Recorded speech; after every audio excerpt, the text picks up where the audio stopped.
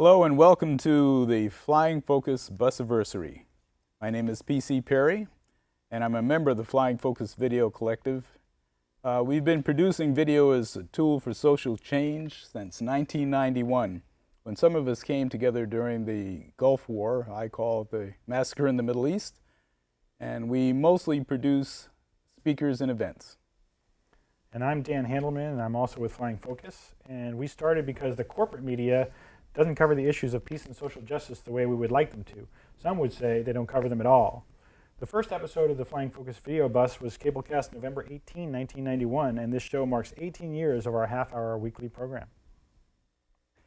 Tonight, our volunteer producers and videographers will appear in front of the camera to talk to you about 13 shows made up of 24 episodes that we produced between November 2008 and October 2009. And the reason we come before the cameras so that you can see we're ordinary people making TV, and you can do it too. And some of the clips you see tonight were also up on the internet on our website, www.flyingfocus.org.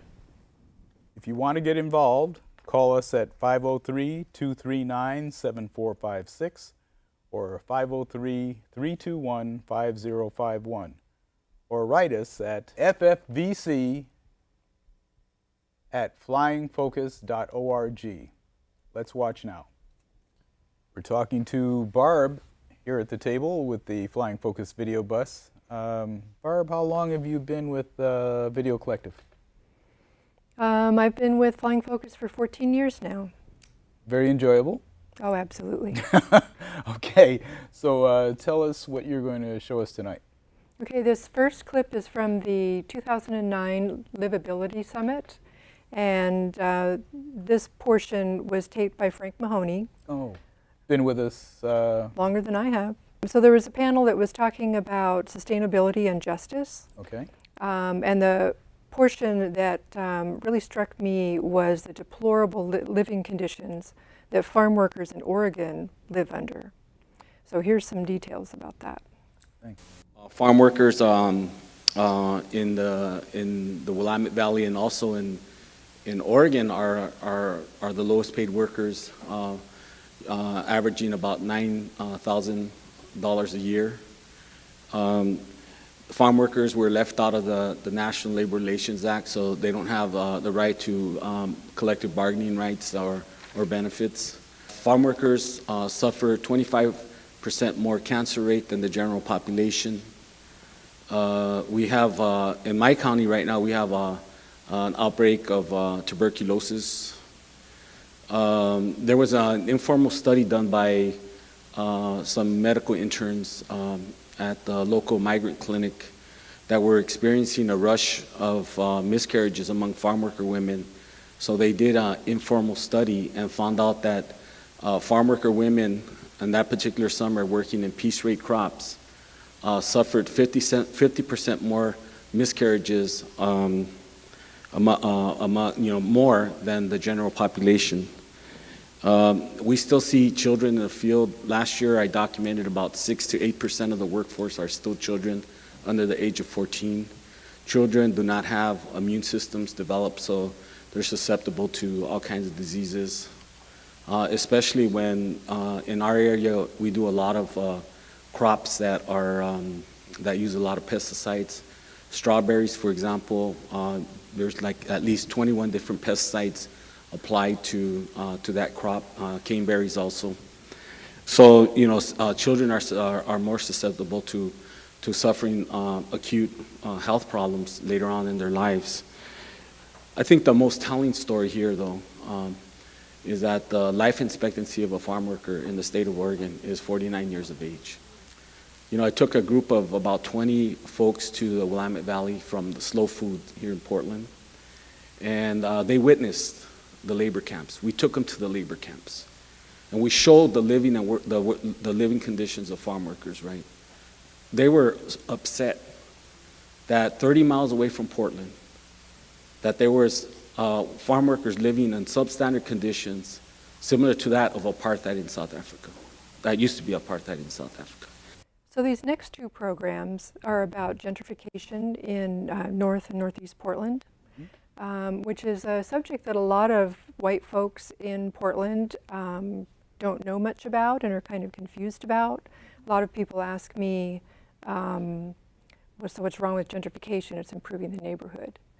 And so I think the Restorative Listening Project is all about that, and that's what these next two clips are. So what is the Restorative Listening Project? It's a dialogue between the community that is being displaced with the community that is now coming in to North and Northeast Portland. Mm-hmm. And it tries to listen to the concerns and trials and tribulations that the Black community has gone through, to give some sensitivity to the new residents of the community, North and Northeast Portland. All right, and we'll hear from a longtime community member in this first clip. When we moved back over here in like 2000,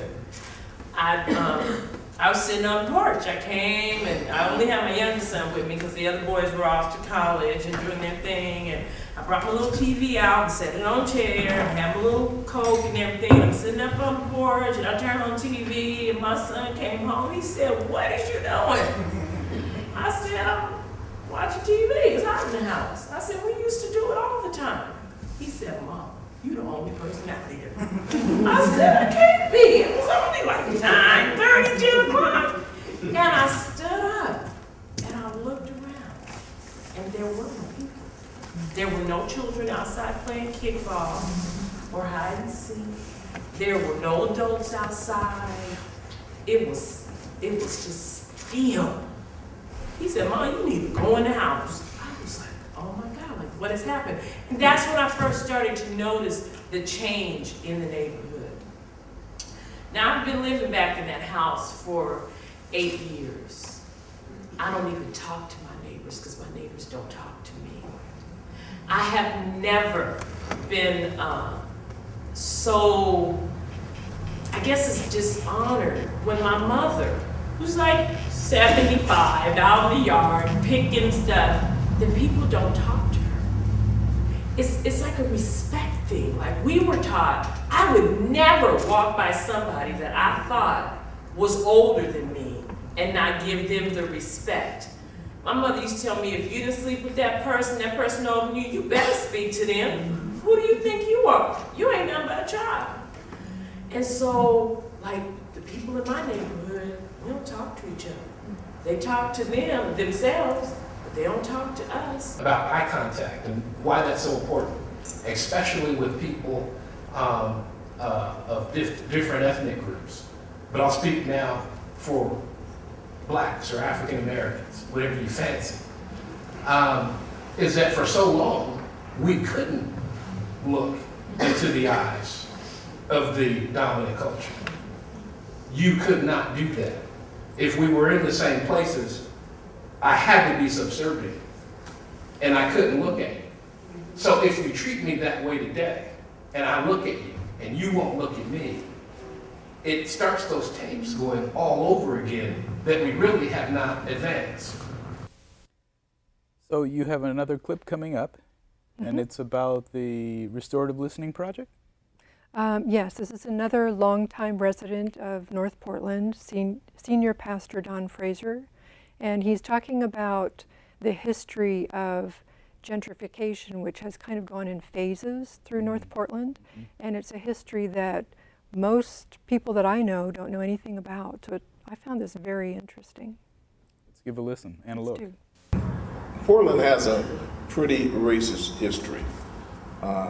Some of that stuff was just going underneath the current. Say, for instance, Mount Olivet Baptist Church. All the wood that was, the lumber that was brought over to build that church were brought by the Klan, and those folks were active in those communities. But around 60, in the early 60s and mid 60s, people didn't do much of anything to get on each other's nerves until those first gentrification things began to happen, projects began to happen in the community. First of all, Emmanuel Hospital, where families were moved out and dispersed. And before you know it, people are down. Then here comes the Fremont Bridge, and people are down with houses, and before you know it, they hear a freeway going over their heads. and no one had informed them, no one had talked to them. They were just moved around like cattle. That's when I think things begin to happen, when the riots begin to happen here in northeast Portland. Because people were, I remember seeing people throwing bricks at cars as they came down the street. Every time they saw a white family, they would throw bricks and sticks and whatever else. People were angry because they were pent up. And they said, why do you burn your own neighborhood down? Well, it wasn't their houses, they were renting. And people just were not given, and that redlining was going on then, the same way it happens to the next step at Lloyd Center, where that gentrification thing began to happen. And then the next step is Alberta Street. That began to happen. And when you displace people, and they're not considered as to who they are and valued, people are going to get upset. Can you think of any other neighborhood where the city just comes in and just moves you out? You won't find a neighborhood like this. Something wrong with that. African Americans do miss that type of neighborhood where you know your neighbors and you communicate, you help one another out, you support one another. And there's a feel for a community. It feels like a group of people really with some commonalities and have something that they share in common, that they love this neighborhood, they love this community. And even when this is tattered and messed up as it was, we had people who loved this community still. Money doesn't necessarily change the heart of the community. It may change the cosmetics, superficially, but at the same time, a community has a soul. And we often forget about that when we start these new businesses and not communicate. Hi, I'm Dan Handelman, and I've been with Flying Focus since we started 18 years ago. And I produced 3 shows this past year on my own and helped 3 other people put their shows together for the Video Bus. My first show documented the 5th anniversary of the Center for Intercultural Organizing, which is a group that helps immigrants and refugees here in Portland. To celebrate, they had multicultural dance performances, presentations by CAO staff and board members, and guest speakers and community organizers Eric Ward and Pramila Jayapal, who you will hear on these clips. I'm glad I got the opportunity to tape this event and put it in our show because one of CIO's goals is to get the voices of immigrants and refugees out in the public dialogue. One of the things I like about the group is that they connect issues together such as racism and war that affect the communities in the immigrants' home countries as well as here in America.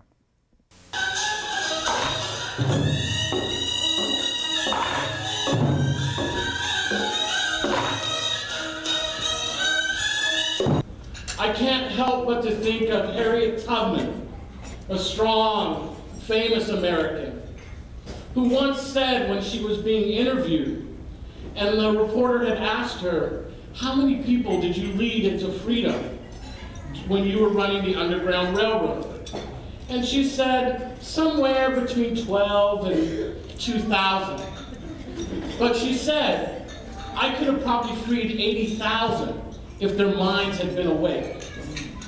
What the Portland Immigrant Leadership and Organizing Training Pilot has done is to give civic leaders in Portland the ability to light the way, to speak up, to bring together, to build, slowly but surely, a community that we can all be proud of. In Kenya, there's a tribe called the Maasai. Probably many of you may have heard of the Maasai. The Maasai tribe is one of the most accomplished and fabled warrior tribes. And yet, in spite of their prowess as fierce warriors, they start every conversation with a reminder to them of their true duties. And it's a traditional greeting that translates into the question, and how are the children? The traditional answer comes back, all the children are well. Meaning that peace and safety prevail, that the priorities of protecting the young and the powerless, the foremost duties of any human being, are in place. Lately, I've been thinking about this as I watch the incredible divisiveness and fear and hatred that seems to be around us. What would happen to our own consciousness if we started greeting each other with, and how are the children? Would it change the way we act? Would we be able to answer, all the children are well? Would we be able to answer all the children are well, knowing that the war in Iraq has taken $500 billion that should have been spent on health care and education in the United States, and instead has resulted in 4,000 U.S. troops and over 1 million Iraqis dead? Hi, I'm back now with Jim Lockhart. And Jim, how long have you been working with us at Flying Focus here? Well, I began producing here at PCM, and at the time it was PCA, 1995. And I think that we've been sharing footage and working back and forth since the beginning of that. Great. And then this next show, you kind of helped set up the camera equipment for it. And who is it that was taping for us? Frank Mahoney did the actual camera work, and then I spent some time helping him set up and then take down at the very end. Great. And so the show is about a civil liberties forum that was held in June 2009 here in Portland. And the panelists were talking about the question of, now that it's 2009 and there's a new administration, are our civil liberties still at risk?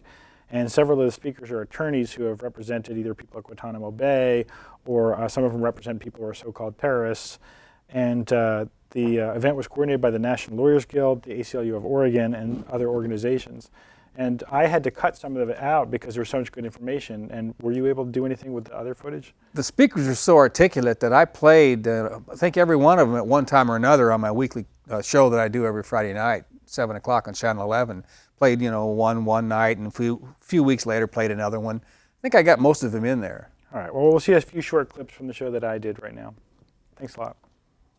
We don't know yet whether we're still at risk. I think, frankly, we are, until some judicial entity stands up and says this kind of conduct will not be allowed under the Constitution of the United States of America.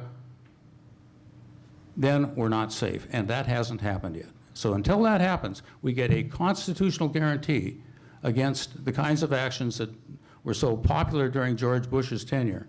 Then we'll be safe. Whether or not you call it torture at that time was something that was open to debate.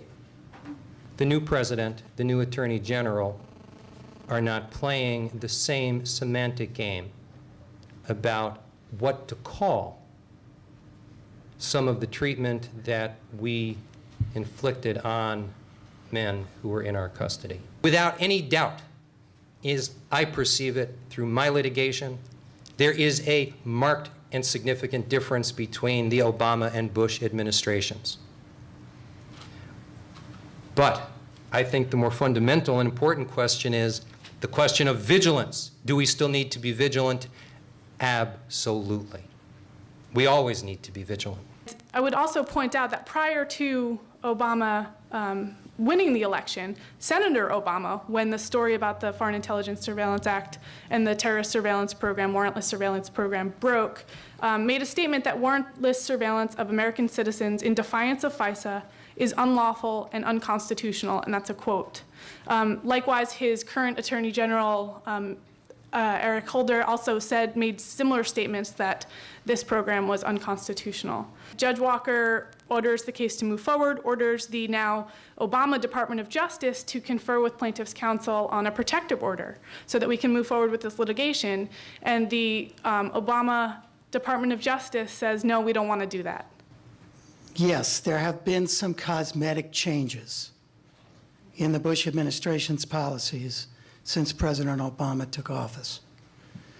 I think that those changes, some of them have been designed to help uncover some of the abuses of the past, and others have been designed to make sure that none of those abuses are ever uncovered. Okay, so I'm back now, and Jeff Bugbee has joined us. And Jeff, how long have you been with Flying Focus? It's been about 3 years now, and it's been definitely a pleasure. All right. And what's this next program about? I caught Ralph Nader here in Portland this past year, right towards the end of the election, and he was discussing the election and basically what's going on with the government and what we need to do. And it was quite fascinating to listen to a man that's had a lot to do with watching the government and specifically how to address being more proactive in participating and doing something about the problem. All right. Let's take a look at that. They could have made Wall Street pay for their own speculation. There used to be a stock transaction tax in our country. It helped fund the Civil War. It helped finance the imperialist Spanish-American War. Franklin Delano Roosevelt had it in his term. And then after World War II, they cut it out. Now, Western European countries have a stock transaction tax, the UK, for example. And what is a stock transaction tax? Well, Americans understand what a sales tax is, except here in Oregon. They go every day into the stores and they buy clothing, appliances, furniture, you know, the necessities of life, and they put down 5, 6, 7, 8% sales tax. It's 8.5% in New York. Now just notice, sales tax, 5, 6, 7, 8% on necessities, paid by working folks. Speculation, buys and sales of derivatives, $500 trillion worth this year. That's how fast those sales swirl through the computers. Not a cent in sales tax. Now, if somebody knocked on your door tomorrow and said, "Hi, I'm your new neighbor, just want to let you know that I spend 22% of your income, can send your children off to war, let companies expose you to toxic waste, and raise and lower your taxes, among other things. See you later." Starts walking down the path. What are you going to say? "Hey, what are you doing, interrupting me? I was watching the third rerun of Friends." Or are you going to say, "Hey, you mean something to me, come back here, so I'll mean something to you." That's your member of Congress. You see what I mean by no breaking point? What if you had a neighbor that was misusing your tax dollars on behalf of some commercial interest way, way in the distance in the woods? Would you spend any time on your neighbors? Of course you would. It's just a matter of proximity. It's a matter of anthropomorphic outrage. You see your neighbor taking your money rather than this glob called Washington, D.C. That does it for part 1 of the 18th Busiversary. I'm Jeff Bugbee. And PC Peri. And let's say hello to some of the members of the crew tonight. There's Moss Drake. You go, Moss. And Ann on camera 1. If you want to get involved and support Flying Focus Video Collective in any way, call us at 503-239-7456 or check for showtimes at 503-321-5051. You can write us at FFVC@flyingfocus.org. Nearly all of Flying Focus's funding comes from donors and video orders. If you realize that we're all volunteers, you know you can do it too. So we can use your help and dial those numbers, write us, stay in touch. A small part of your cable bill goes to fund cable access television, including Portland Community Media, where we produce our shows. We hope you will encourage the appropriate officials to keep public education and government access provided by Portland Community Media going into the future. Thanks for watching, and tune in next week at the same time for part 2. See you then. Bye.